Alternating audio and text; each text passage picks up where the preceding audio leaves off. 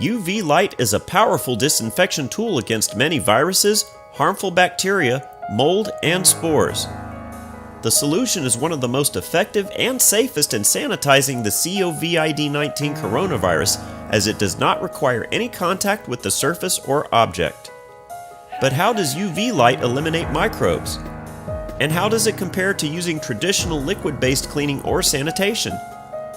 Specifically, the UVC range, which covers wavelengths ranging from between 200 nanometers and 280 nanometers, is capable of eliminating viruses, bacteria, mold, and spores, including the COVID-19 coronavirus, severe acute respiratory syndrome, Middle East respiratory syndrome, E. coli, yeast, and more. This solution is being used in large-scale wastewater treatment, medical facilities, laboratories, manufacturing, food processing, and hospitals. How does it work? During the disinfection process, UVC light targets the DNA of the microbe. Exposure to the light causes thymine dimers to form in the DNA.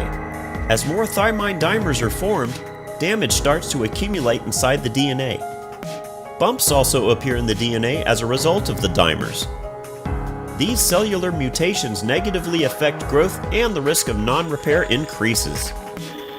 Eventually, the damage becomes too extensive and the cell dies. DNA replication is stopped, which reduces infection or the spread rate of the virus. UVC light and viruses. UV light has been tested as an effective solution against a myriad of viruses.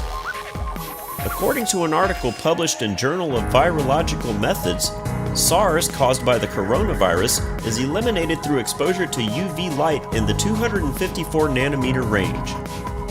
In a study published in the U.S. National Institutes of Health's National Library of Medicine, UVC light deactivated MERS-CoV within 5 to 10 minutes of exposure.